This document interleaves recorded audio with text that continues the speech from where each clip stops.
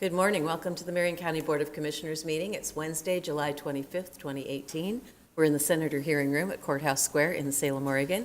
We begin our meetings with the Pledge of Allegiance, and if you would join us. I pledge allegiance to the flag of the United States of America and to the republic for which it stands, one nation, under God, indivisible, with liberty and justice for all. So we always schedule an opportunity for public comment at the beginning of our meetings. We don't have anyone signed up unless, okay. So we will begin our meeting with a presentation. We're very pleased to have representatives from the United States Forest Service here with us today. So if you gentlemen would come forward and introduce yourselves and tell us what's going on. You need a third chair here? Pull one more chair up. Thank you, Commissioners, and thank you for having us today. My name is Tracy Beck. I'm the Forest Supervisor on the Willamette National Forest. I've been here a little over 3 years. I'm in my 37th year of public service to the U.S. Forest Service. This is my 40th fire season, so I've been around. We'll quick introduce ourselves, and then I've got about 6 slides that summarizes last fire season and what we're looking at this fire season, and then Grady will have a little bit more information what's happening up the canyon. So at this point, I'll turn it over to Grady. Play music. So thanks for having us today. I'm Grady McMahon, current district ranger of the Detroit Ranger District, one of 2 district rangers for the Detroit Ranger District right now. And I worked in Detroit for 9 years now as a district ranger, and 39 years with the Forest Service. So next week is my last week. I'm retiring this coming a week from Friday. And so I figure 39 years is enough. I probably shouldn't hit 40. It's probably somebody else's turn. So part about being here today is to just thank the Marion County Commissioners and Marion County for all the things that you do, and I'll talk a little more about that later, and just our amazing, great working relationship. So anyway, that's why I'm here today. And I'll introduce to you Mr. Dave Hallemeyer, my replacement and the other current district ranger for Detroit right now. Good morning, everyone. I'm Dave Hallemeyer. I spent the last 5.5 years on the Malheur National Forest in John Day as the district ranger on the Blue Mountain Ranger District. Prior to that, I spent 25 years on the Willamette at Detroit as a hydrologist. So some of you are familiar in working through the 96 flood and some of the issues we had clear back then. But I'm really happy to be here. It's going to be a joy. I live in Mill City. We kept our house when I moved to John Day in Mill City, so I'll be returning home. So it'll be fun to continue the great work that's been going on here and build relationships with you all. Okay, thanks, Grady and Dave. I did bring copies of the PowerPoint presentation for your reference later, if you so desire. I brought just one. Thank you. Thank you. Thanks, Tracy. Thank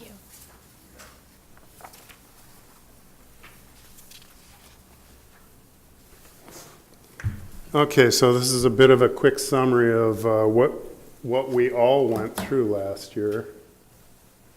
Yeah, it's not the right one. Where's the arrow key? This one? Okay, 2017, more acres burned on the Willamette National Forest in 2017 than in the last 20 years combined.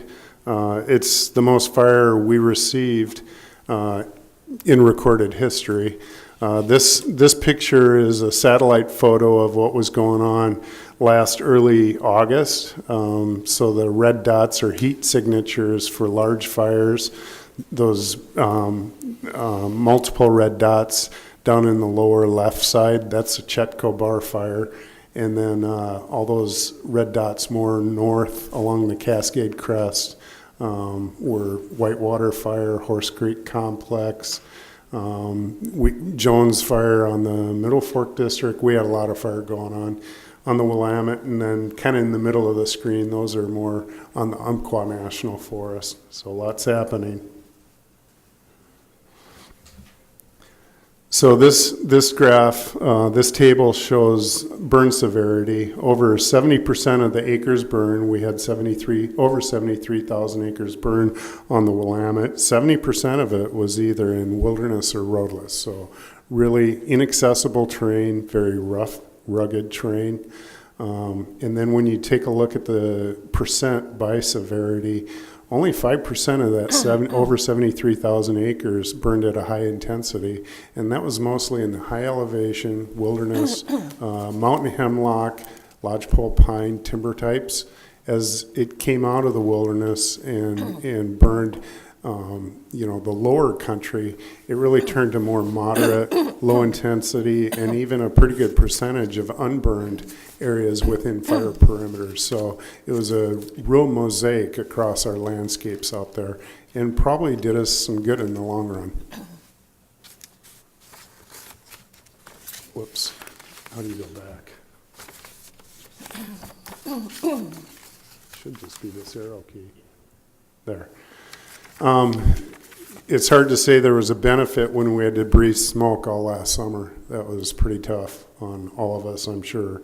The biggest single solution out of this cycle is more active management, thinning and fuels reduction, prescribed fire, which we do a lot of on the Willamette. Detroit is really good at it. They've implemented thousands of acres of thinning and prescribed burning.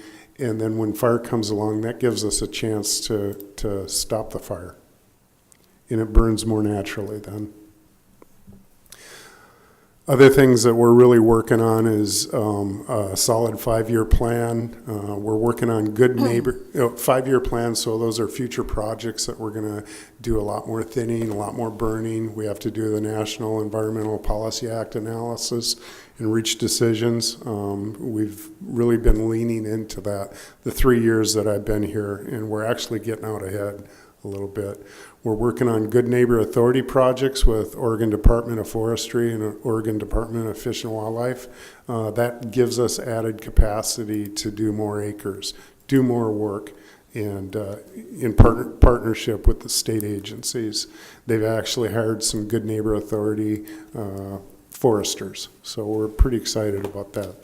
We've substantially increased the size of our project areas. Two as examples, Green Mountain was almost 100,000 acre project area. Lowell Country is going to be 125,000 acre project area. That's up from an average of about 30,000. So these environmental documents all cost you about the same amount of money, but when we get more acres per decision, our efficiency goes up. We've also substantially decrease the amount of time it takes for us in these planning decisions. EISs at one time generally took around 4 years. We're doing it in less than 2. So then finally, are we ready for fire season 2018? We're in the throes of it right now. Southwest Oregon is very busy. Teams are out both on national forests, and ODF has a team working down there too. So it doesn't look good. We're drier this year than we were at this point last year, but we've had 30 fires. About half of them were lightning and half of them were human caused. We've been able to catch every one of them so far, but if we have a big lightning bust, all bets are off. That it'll be like it was last year. All right, that's all I had in my slide, so I'd like to turn it over to Grady real quick, unless there's some quick questions. Turn it over to Grady to get more specific about the canyon. I do. Yeah, do we have any more slides? Should we put the lights back up? That's all the slides. Okay, great, thanks. Madam Chair, thank you. Tracy, you mentioned on one of the slides there was good neighbor projects. You talked about ODF, Department, State. What about private partners in those projects? Because your property, I mean, there's a lot of private property that backs up into national forest property, correct? Sure, there's a lot of interspersed lands, and when we do projects, we obviously reach out to our private partners and see what they're planning in those areas. Obviously, we try and treat areas adjacent to private ground, so if we do have fires in close proximity, we have a better chance of catching them then, so their lands don't burn up in addition. Of that 70,000 acres that burned last year, only about 20 burned on private ground. 20 acres. Yeah. That's it. We didn't lose. 20 acres, not 20,000. Right, 20 acres. That's out of 70,000 acres of fire. Wow. That was So what? pretty good. So what type of mitigation things do you do on Forest Service property that is next to private property that would be different? We really try and create fuel breaks.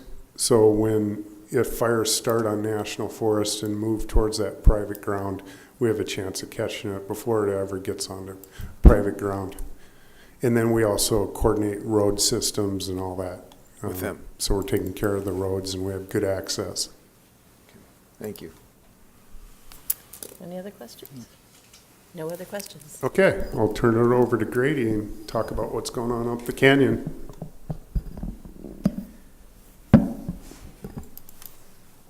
Kevin, one other thing about the partnership with private this past year and what's happening right now. On the Detroit district, we had 4 acres of private burn, so it was, Tracy was talking about the whole Willamette, so our piece of that was 4 acres. But we are now working with Marion Forks Investment and with Ferris both to help them build fire lines on their land, and they're also harvesting a lot of the timber in the area at this point. We're working with them through road use agreements, and also they're building some spur roads across us to get to their land to get some of their timber harvested. So yeah, it's a good partnership up there, and they also worked really hand in glove with us during the fires too, as really good partners. So, yeah. Thanks, Grady. Yep. I just wanted to talk a little bit about what's been happening with the Forest Service in the canyon, and especially the things that I think mostly relate to Marion County and what's been happening with Marion County recently. There are obviously many great cooperative relationships right now with the Forest Service, and I really appreciate Marion County for what you do. Marion County is very easy to work with and very proactive. I see all kinds of amazing things that are happening. Our partnership in the Little North Fork drainage has been outstanding. I think we're getting a pretty good handle on the visitation there now and the overcrowding. 2 weekends ago it got really hot again, and it started to look like a flashback to the past years, but because of some of the signing and the work that we've done together, I think it helped out a lot. And last weekend we moved two of our law enforcement officers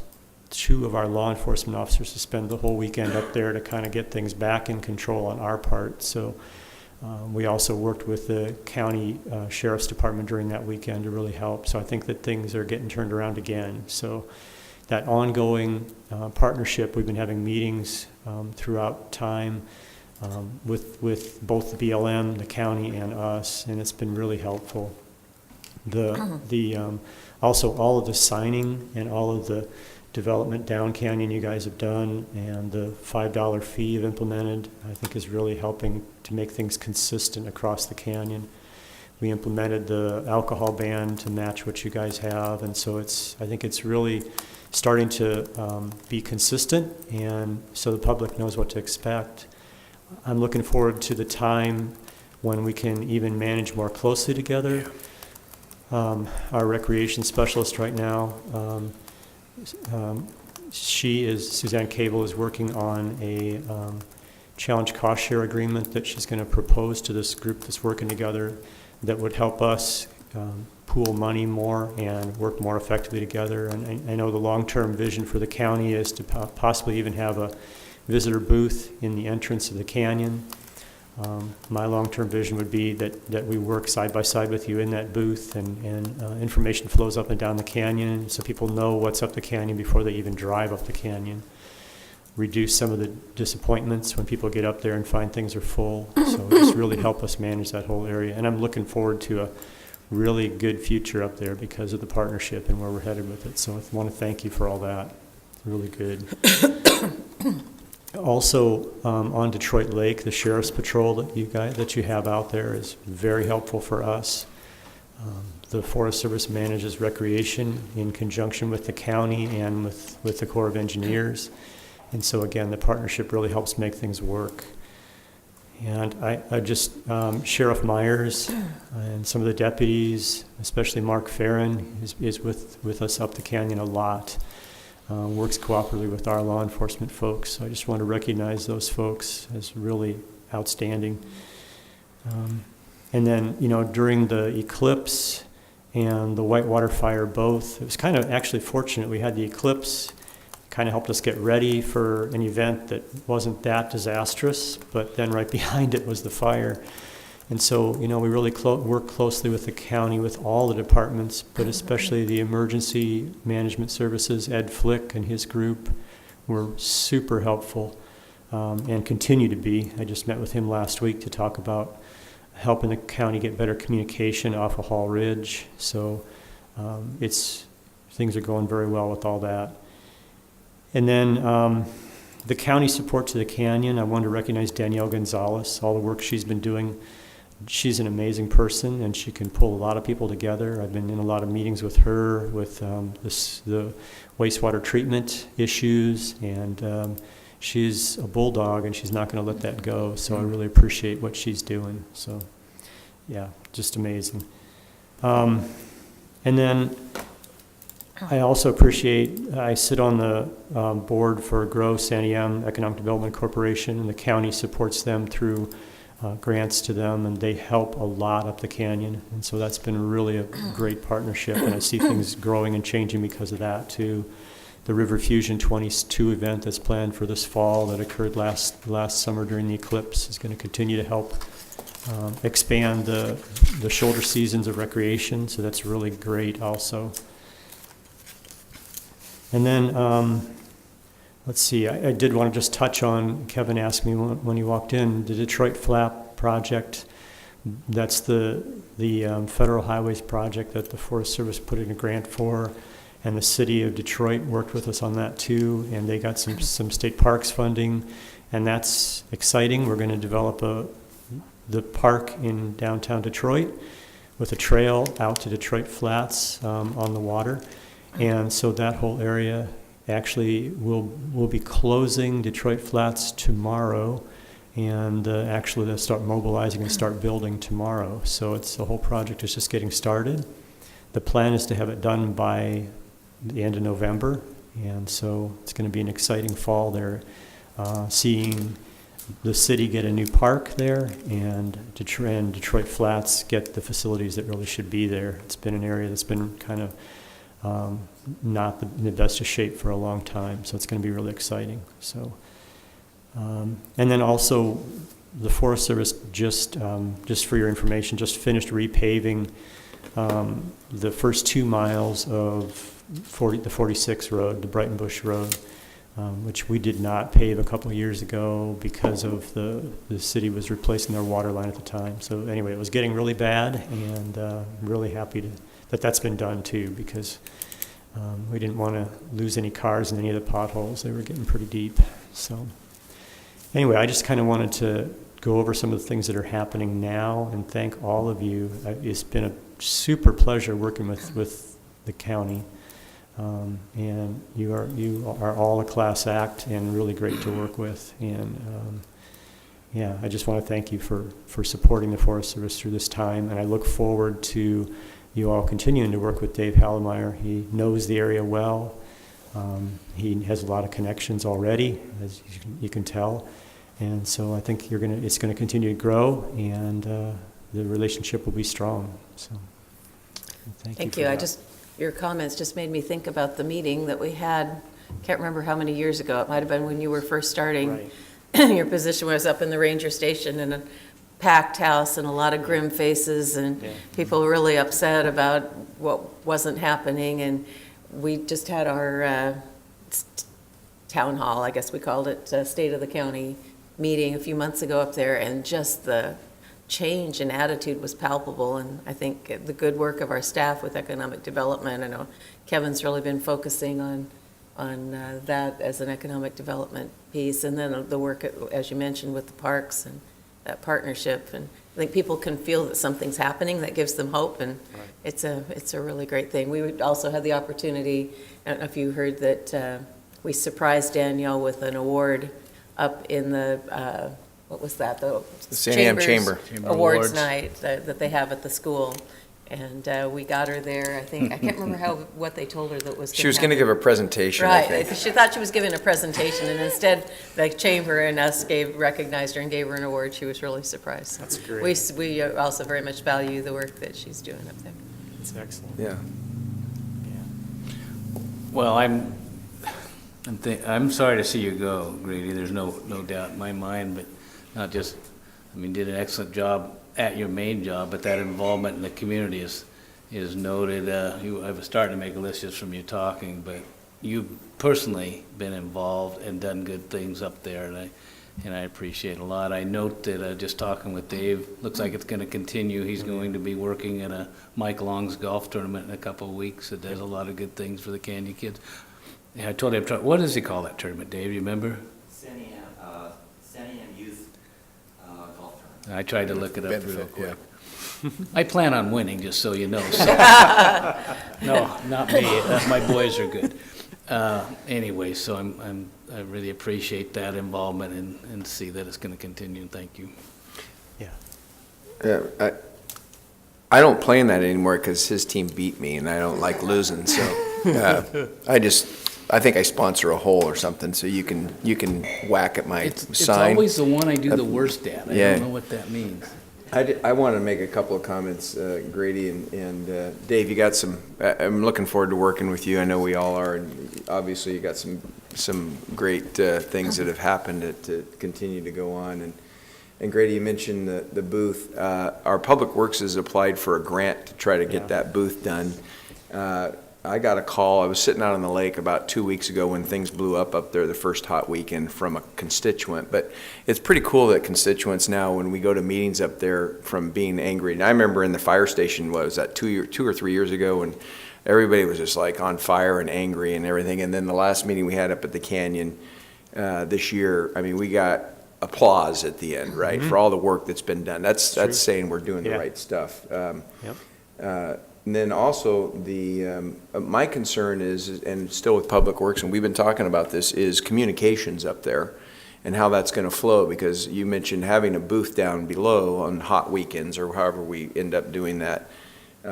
Your guys being able to communicate down to say, hey, that park's closed up there, it's overflow, and I mean, we can't really, it's a public road. It's going to be difficult to say you can't go anywhere, but that's what we're going to try to be able to do. There's no parking anywhere. Yep. There was 125 cars parked illegally 2 weeks ago. Our guys are writing tickets. That's all they could do. So are we. Right.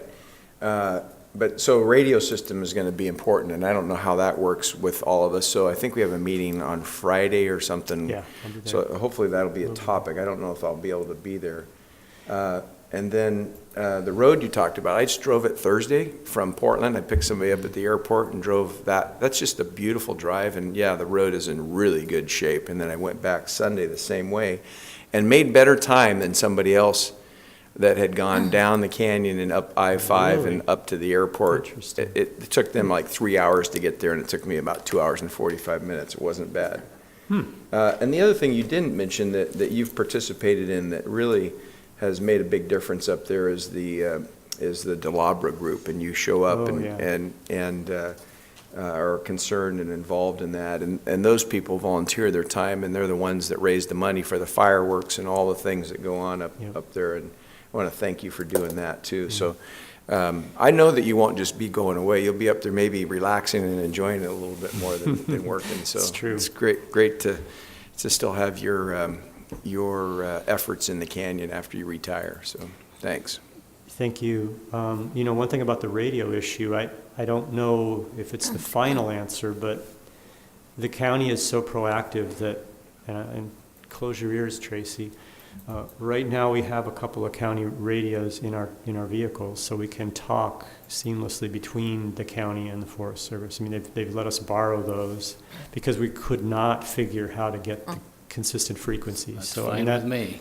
Whatever it Absolutely. takes, you so know. that's- maybe you guys well- shouldn't listen either, well, but No. And No, Tra- it's just our Tra- IT Tra- people I wish that I should would've thought of listen. So Tracy, you can open yours on this one. We've talked about this because I know that as a federal government agency, you guys can't move as quickly as we can. We can do Right. things that you can't do, Yeah. which is sad. So we're trying to adapt to be consistent up there. What can we do as commissioners to make our policies adapt? And we've done some things like hours and things like that. So we'll continue to do that, and whatever it takes to improve safety and quality of life for those people that visit as well as live up there. yeah. Yeah. Yeah, that's one of the cool things about this group is that, you know, the BLM, the Forest Service, or the county says, okay, who can do this the easiest or best? And we say, okay, well, you do that, you do this, and it's usually the county can do things the easiest. That's why we want to get into this cost share so we can Right. make it Trash work. compactors, and I think you Yeah. guys did that, right? Yeah, So, right. Right. Yep. That's great. Yeah. Good. So I wanted to recognize the commissioners with these mugs. Uh-oh. Is there coffee in them? There's Oh. not, right across the street. Anyway, Oh. this is just from Willamette, from Yes, all beautiful. of us to you, and just thank you for Thank your, you. your Oh, involvement nice. and just support. Really, really. Thank you very much. Thank you. Dave, were you wanting to make any comments?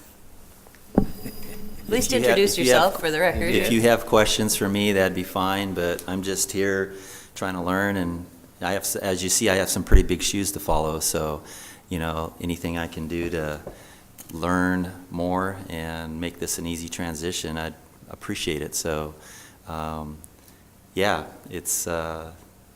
I'm excited to be here, so. Just say your name for the record, too, if you wouldn't mind. Sure, it's Dave Hollemeyer. Thank you. And we'll exchange cell numbers later, There you go, that Right. sounds good. Very good. emails and cells. Well, appreciate you coming down here at 9 o'clock on a Wednesday morning and giving us your report, and thank you for the mugs, a nice gesture, and we really, really enjoy working with you and see this as a partnership that will continue long into the future. Excuse me, that's private. Thank you so much. Any other comments or questions? John's got to behave himself. We need to get John needs to bring his grandson up and go out on the lake and go fishing. That's what we need to expose him up there. He keeps talking about doing it, but hasn't done it yet. So thank you. Thank you. Thank you.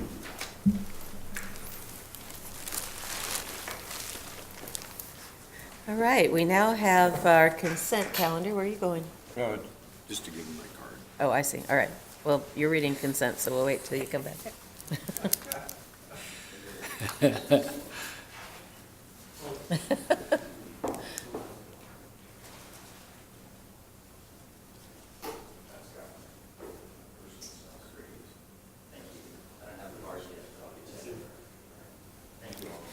Thank you.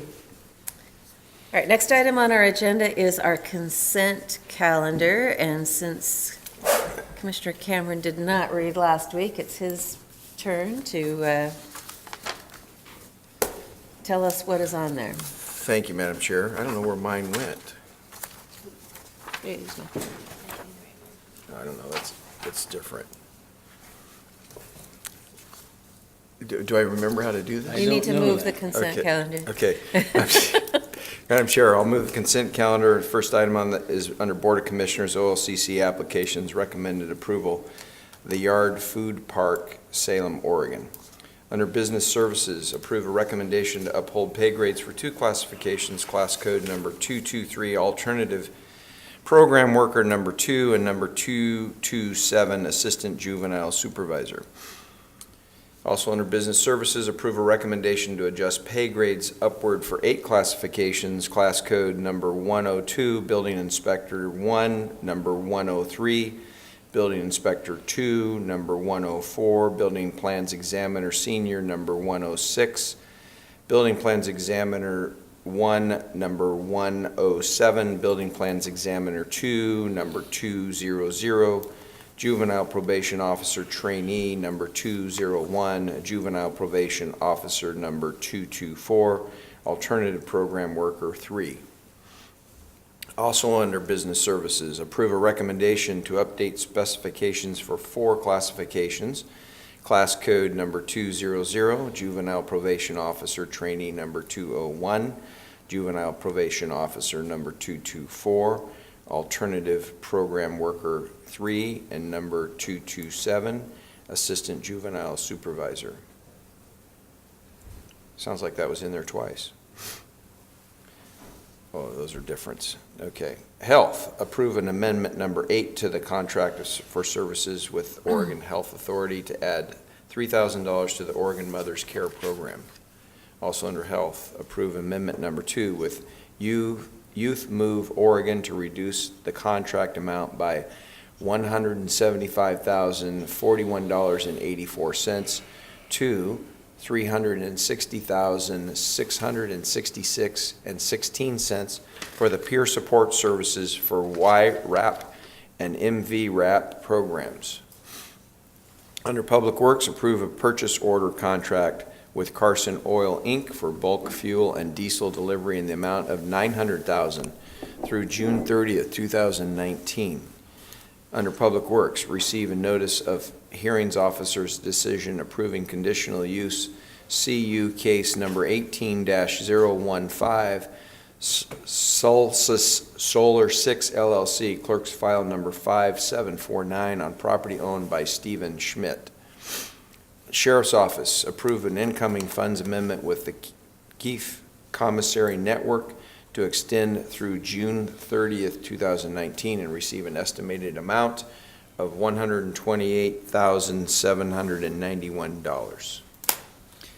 I second the motion. Just one comment. We approve one solar 12-acre site, I assume under the old rules, and just what I'm thinking of and to bring up.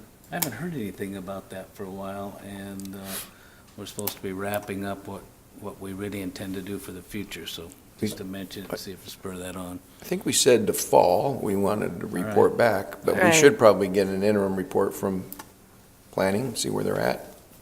John can make that happen, right, John? Thank you. Okay, so did you second the I meant motion? to if I didn't. All right, so we have a motion and a second on the consent items. Further discussion? All in favor, say aye. Aye. Aye. Aye. Those are approved. We just have one action item today on our agenda and no public hearings. And Scott Richards got the short straw, so he gets to come here and tell us about the contract for services with Northwest Human Services, Inc. for warm line crisis services to residents of Marion County for $294,021. So, welcome, Scott. Thank you for being here this morning. Thank you, Madam Chair and Commissioners. Scott Richards with Health and Human Services. And I'm here this morning to talk about and ask for your approval to contract with Northwest Human Services to provide crisis warm line services. You may, from all you've heard over the years about the Psychiatric Crisis Center, think that really the entire crisis system in Marion County is through PCC, but in fact, Northwest Human Services and their hotline have been providing services for 30 years to residents of Marion County. So I think PCC's been in operation for over 25, so they've been around even a little longer than we have. Kind of the distinction between the two types of services is that Northwest Human Services provides a lot of emotional support to people that perhaps are not as severe a mental health crisis as those that we see at the crisis center. And in fact, when someone calls the crisis warm line, I think if it rises to a certain level of severity, they're going to refer that individual to PCC for an evaluation and to be seen face to face. Or they may send somebody to the Salem Hospital. So they do provide support to individuals that are experiencing emotional distress. And one of their strengths and helping people navigate those tough times is to link people to food pantries, provide emergency financial assistance, housing, transportation, and help them with their access to Oregon health plan benefits. The Health Department or Health and Human Services has actually been providing support along with Polk County and City of Salem to the warm line for quite a number of years. But just recently, there was the need for an RFP process. They were the successful applicant in the RFP process, and the Health Department would like to, and I keep sliding into that department instead of Health and Human Services, would like to continue to provide support to them and in this valuable service for Marion County residents. I just recently received our last quarterly report from Northwest Human Services, just to give you a sense of kind of the volume of people that they're serving through this warm line. So, and this was the quarter ending in June of this year. They received a total number of Marion County calls of 1,909. Of those that had really pretty serious mental health problems, they identified 234.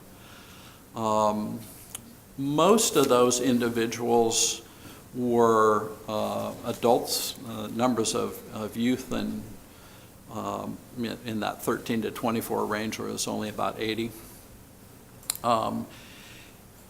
They indicated that they resolved without the need for follow-up 1,565 of those calls. So for us, that means that that's 1,500 calls in those 3 months that didn't come through to the crisis center that really helped us to focus more on those individuals with more severe mental health needs than what are typically, I think, seen at the warm line or hot line, as they refer to themselves. So we think they provide an additional service that's quite valuable to Marion County residents that help us in doing our job. There was even a time that we actually occupied the same building, and I had an office right next door to somebody that worked for the hotline. So this was on the grounds of Salem Hospital about a dozen years ago in one of the 3 different buildings that PCC has occupied, and we were in the same space. So I think their social service connection is quite strong and valuable as well, just in terms of getting that financial assistance and energy assistance and that sort of thing, because often those kind of basic needs are driving some of the crises that people are experiencing. So, any questions? Any questions? If I could, you answered the one I was going to ask about volume, and thank you, because obviously it's well used, and that Resolve 1,500, or 3/4 of them or so, sounds pretty significant. But what I don't know myself, and I'm wondering about, is how do people find out? How do you get access to it? I don't remember seeing the number anywhere. What's the connections? That's a good question. I know it's on their website, but in terms of the marketing they do and we do, I mean, I'm not sure that's one of our strengths, and that's one of the things that I think Would it usually then be a referral? They call in perhaps a health department, my language still, and say, I've got trouble, who do I talk to, and refer that way? I think these calls are all coming directly to them. So the referrals would come from them to us, but Doctor's offices? not the other direction. I'm just so curious. Much. It's possible, I would guess, that we would give out that number to people that need ongoing support after we talk with them or seen them. So as an additional support for future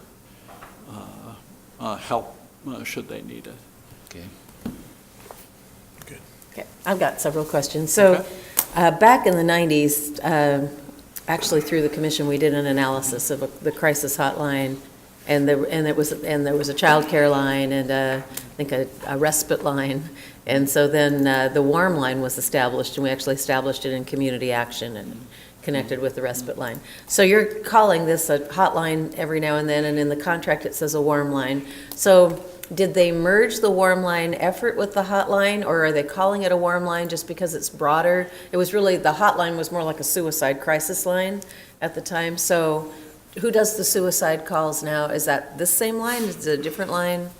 Tell me about that. The same line. So although when I look at the number of calls, I think they even identified the number of suicidal callers at 37. So out of 1,900, it was a really pretty small number. So I think they call themselves the hotline, which is why I kind of drop into that term, although we characterize the RFP as warm line services. And I think, to me, that's what it feels like they're offering, that they're offering more of a warm line service. So they do train their staff in responding to suicide callers. They're actually credentialed as an agency in being able to do that. So. All right, I know when we were looking at the warm line, there's a warm line down in Eugene that's been there for a long time, and it's connected, it's in the was in the Birth to 3 offices. If it's not there anymore, I haven't been down there for a few years. And it was paid for by the hospital. It's not Samaritan down there, it's, anyway, I can't remember the name of the hospital. Is it? Legacy? No. Sacred Heart is. Sacred Heart, yeah. And they have a big focus too on children and families and, where they can find support for children and that type of thing. And this seems like it's more individuals with mental illness, that type of thing. So if you're talking about a warm line, are you actually looking at, as a health department, at expanding the services to more of those really warm line type of services? Or are you looking just more at basic needs and mental health? That's a good question. I think that our focus has been a little bit more on that mental health connection. Right. And we collaborate with them, I think, on individuals that may utilize both our services on an ongoing basis and people that we talk to frequently. So, I haven't really thought so much about warm line services for parents and families, and And it's highly advertised down there. They get yeah, tens of thousands of calls. It makes 1,900 calls look paltry in terms of what they do. So anyway, we can have more of a discussion offline that's about a this. great question. But and I'm certainly in favor of the contract. I'm just thinking that there might be opportunity here. And I know we received a letter somewhat recently from Northwest Human Services about them developing their own database, which I don't think is part of this, right? I mean, the iCarol system is, as far as I could tell, is a reporting system, right? That Yeah, allows you to get that it was 1,900 and 300 and 34 or whatever. right. So, Yes. so anyway, we can continue these conversations. But I was just curious because it was a project that I worked on probably for well over a year or two in 2 different counties, trying to replicate what they were doing in Eugene. Eugene, of course, Lane County has very unique sets of resources and people who are very willing to support that. So it's a little bit of a different culture there to allow them to do that. But it was a fabulous service that they had down there. Yeah, it sounds like it kind of with the separation of our youth and family crisis services, thinking about the warm line component to that is Right, I mean, so it's really even, great idea. if even calling about how would they get kids into summer recreation programs, it was that much of a Right, warm line. right. But there were also calls that they would get where people were struggling with children's behaviors or, that type of thing that would be kind of mirror what we're doing. Maybe not rising to the level of triage or, some of the things that we're kind of targeting with that crisis system. But just curious. Yeah, okay, thanks. All right, any other questions? Madam Chair, I'd make a motion, we do approve the contract for services with Northwest Human Services Incorporated for warm line crisis services to residents of Marion County for $294,021. I'll second the motion. Okay, we have a motion and a second to approve the contract. Any further discussion? All in favor, say aye. Aye. All right, contract is approved. Thanks again, Scott. Thank you. Look forward to more conversations. All right, as I mentioned earlier, we don't have any public hearings, so that concludes our business for this morning. I will read the Wednesday to Wednesday calendar. These are meetings where 2 or 3 commissioners will be present. We've just completed our regular Wednesday board session. It is still July 25th, and we are still in the Senator hearing room. Tomorrow, July 26th at 7:30 in the morning is the City, Schools, and County Quarterly Breakfast Meeting. That will be at Angel's Grill, 415 South Main Street in Mount Angel. On Monday, July 30th at 8:30 is our weekly calendar review in the Silverton Conference Room up on the 5th floor here at Courthouse Square, followed by management update at 9 a.m., same place. Also on Monday at 11 is a Public Safety Coordinating Council planning meeting. It says Silverton Conference Room. It could be in an office too. On July 31st, Tuesday at 9 is our work session quarterly review for roads and bridges in the Silverton Conference Room on the 5th floor at Courthouse Square. Also on Tuesday, July 31st at 3 o'clock is the Mid-Willamette Homeless Initiative Steering Committee meeting. That will be held over at the offices of the Mid-Willamette Valley Council of Governments, 100 High Street, Southeast in Salem, Conference Room A. And then from 3 to 8 p.m. on July 31st is Commander Sheila Lawrence's retirement celebration. Sheila has, I think, put in more than 30 years. We were talking about it at the Sheriff's Office. That will be held at the Pringle Park Community Hall, 606 Church Street, Southeast in Salem. Then, a week from today, August the 1st, a Wednesday at 9 a.m., we'll be back here in the Senator hearing room for our regular Wednesday board session. That will be followed at noon by our monthly meeting with Woodburn Mayor and other officials at Luisa's Taqueria, 523 Front Street in Woodburn. So, anything interesting, fun to conclude our meeting with? How are things going for you? Anything new? Busy. It was good to go to BCN with you yesterday. Yeah, I That was curious about your oh, perception about oh that. my The left gosh. does not do that on TV, probably. Right. I thought, I'm glad I was there, and I'm just going to keep continuing to listen and get educated, and maybe I'll be involved in that. Maybe somebody else will be involved in that, but I need to be there for the transition, I think. Right. Yeah. Right, I think so too. Um, Yeah, that was an interesting meeting, as you say. BCN, for people listening, being the Mid-Valley Behavioral Care Network. Mental health. And the topic being the mental health plan for people who are on the Oregon Health Plan. And it's in a lot of transition right now because of the coordinated care organizations and the effort to merge those efforts. So. And yesterday I had to leave our public safety or our community corrections board a little bit early because I had to be out at Amazon at 10 o'clock. Oh, and I got saw to your tour picture on Facebook. tour the Amazon facility. What an amazing structure that thing is. It's huge. 67 acres, the building's like close to almost 30 acres, like 27 acres the building is. It took them a month at an acre a day to put the roof on, right? I mean, just think of that. And the technology, and they had these 2 wood tables. They had these 2 wood tables where in an area where the products are actually finally going out, and these 2 wood tables were built, whoever the founder was, I can't remember his name, of Amazon, 20 years ago in his garage. He had these tables built for what he was doing.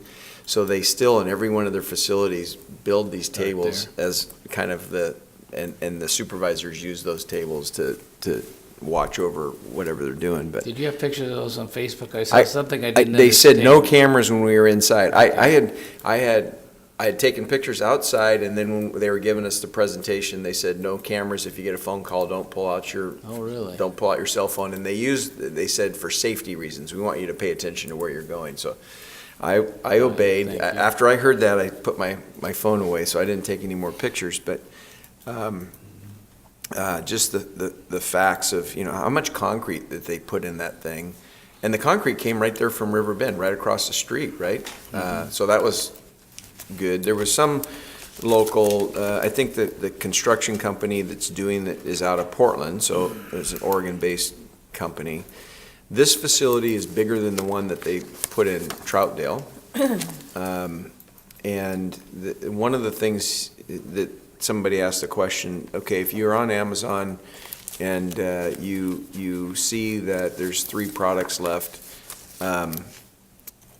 does it, it said there's 3 left, and they said, yes, that's actually real time, because as soon as somebody brings a product in, if it's off the truck, it's wanded, and then it's wanded like 3 or 4 times before it finally gets up into the shelf, and just their systems are amazing. So, and then they have these, we didn't get to see them operating yet because they're not stocked, but they have these forklifts that go down these narrow aisles, and you're actually operating the forklift from a crate, and it's all computer programmed, and the guy just goes up to the certain floor and he picks to the right or he picks to the left.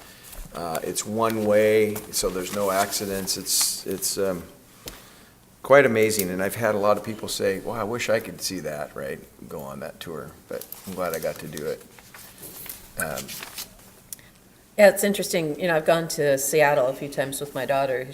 My grandsons have medical care there at the Children's Hospital, and we stay out we've stayed a couple times out by the airport and then driven in. And of course, I think Seattle is the headquarters of Amazon, right? I mean, it's the major headquarters of Amazon. Right, that's where I start, yeah. Right, and so you drive down these particular roads, and it's just building after building after building, like that one that we have out there. You're just like, whoa, Amazon is definitely in Seattle. So when I saw it, it looked familiar, so it's interesting. But maybe that means my Prime stuff will come faster to me. Did they ask about the interchange? Did that even come up? They must be I one talked that with the would enjoy that. city of Salem people about that, and Yeah. we've got to get that Gordon thing Road. higher priority with ODOT. There's no Yeah. doubt about it. Because the trucks are it's gonna, if a truck driver uses a GPS and it's gonna take them into Lancaster, that little teeny road, that's gonna be a mess. The trucks are gonna have to go in and out on that Kubler interchange. Yeah, and they never like to go backwards. I know this when you're going north. Yeah. It doesn't make sense to go south. If I can take a few minutes, I don't know if I can explain it very well in this time. It's not an agenda item, but I had a bit of a loss yesterday at SCAT's Salem Kaiser Area Transportation Study. I'll try to sum it up. Salem has come up with a political statement on climate change they want the whole world to adopt. I've been fighting it, not because I don't believe that climate change is happening. I just think that those techniques of trying to limit a few cars matters. Simply symbolic in my eyes, and counter to the idea of transportation to move good people and goods. And it's a funny thing. It's a consensus group. There's 9 or so parties there, and they tried to facilitate me, if I can use it that way, but they just couldn't. In the explanation for the one goal on the environment, they had to have something greenhouse gas or carbon emissions, whatever. And I just said, I can't do that. So frankly, I walked out and said, you go ahead and do what you have to do. And part of the problem with the group, and I don't know if you've dealt with consensus groups, when it's consensus, you can't have the luxury of just voting. And if you want to be a no, to be a no, but it forces you to accept their ideology in this case. And I just can't do that. So I'm going to be making a change that it should be a vote by population evaluation, and weighted, and just vote. I don't think consensus is proper anymore. So Randy Frankie was a big fan of consensus, and so when we had the Children and Families Commission, it was consensus. And so I used that to my advantage one time when I absolutely was opposed to something, and everybody went around the table and could live with it. I said, no, I can't live with it. Well, I should have. So we couldn't get past it. I know. And so we ended up, I think, doing something different, but we also changed the bylaws so that you could do consensus -1 or consensus -2. Yes. that would- And there's actually a format for that Tammy Getch could get for I'll you look for at it. language We that need you could bring to something it. different. But, I but could have it played. it actually makes you rather powerful in a consensus mode if you just I didn't stick to feel your guns. powerful at all. I felt like I Yeah, was let's do that the here. oddball. Oh, do you want to? So one person could stop anything? Is that what you're saying? Yeah. Well, you've been yeah. doing that for a long time now. What would you do with that? So, I want to go back, seriously, I want to clarify your opening statement, what you just said. You didn't say that you denied that the climate is changing? Because people are saying that, I mean, I made a statement in a place where they now say, I don't believe that the climate's changing. Commissioner, The I'm climate's outside all the always time. changing. I know there's something going on. Right. I know it, but I don't think that if you just say you don't even drive a car in Salem, it matters here or worldwide or even Oregon. So there's 3 levels of this conversation. One is, do you believe that the climate is changing, all right? 2 is, Always has. do you believe that man is the cause of climate changing? There was just a study that came out, I mean, scientists vary on this, but there are a lot of scientists saying that man is involved. But number 3 is, if you believe the climate is changing, and if you believe man is the cause, do you believe that the solutions that are being posited are going to either make a difference, or that they're the right solutions? And I think that's where people differ, all right? So, I mean, if the idea is that because man is on this earth, and carbon emissions are increasing, does that mean that the answer is that we're going to make it so congested that people can't drive anymore? You know, or are we going to look at are we going to shut down commerce and all of that kind of thing, or look at other solutions? Which frankly, when I brought up families earlier, a lot of the solutions that come up are very unfamily friendly. They're great for a single person that is retired, that wants to walk along the merry path And and lives ride right their bike or downtown whatever. Salem. But I'll tell you, if you're a parent, like my daughter is, and you have 2 boys with disabilities, and you have car seats and more crud than anybody could ever pack in the back of a van, it is not going to work for you. And so I think we have some people that sort of exalt themselves to think that they have the whole answer, and they're going to force everybody to fall into that, and that's where I get sideways with it. Yeah, I'm pretty much in line with you. I've got a lot to say on it, and I should stop. But one of the things that troubles me is the state answer, the cap and swindle that I've been talking about. You know, say it's using the environment as a crux, but when you really look at it, it is a taxing device, and it's a wealth redistribution device, and it's a social device. Right, and I'm not in favor of people that. cannot Are you get, really about the environment, or what? they can't give you numbers on how much things are going to improve. They can't give you They- evidence no. that it's worked anywhere. And that is, and it becomes, yeah, very much a political and social and philosophical type of argument.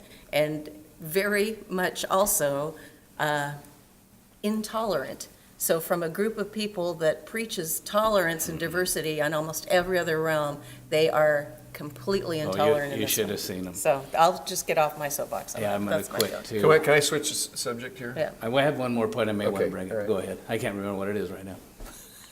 Well, my point before I switch the subject, if you're going to tax and you're going to create a revenue stream as a result of whatever behaviors you're trying to change, what we should be investing in is to adapting to the changing climate, Thank you. water storage, things like that. If we believe there's less snowpack, all those things, we need to Preparing. I am adapt to absolute it. agreement. And the last thing I would say, before man was here, the climate changed Well, out of other reasons. that's So- true, but if it's getting hotter and you're saying the same thing, then we need more power, we need more water. So- Are we doing that? No. So I'm going to change the subject. Oh, rats. Go ahead. No, I'm done.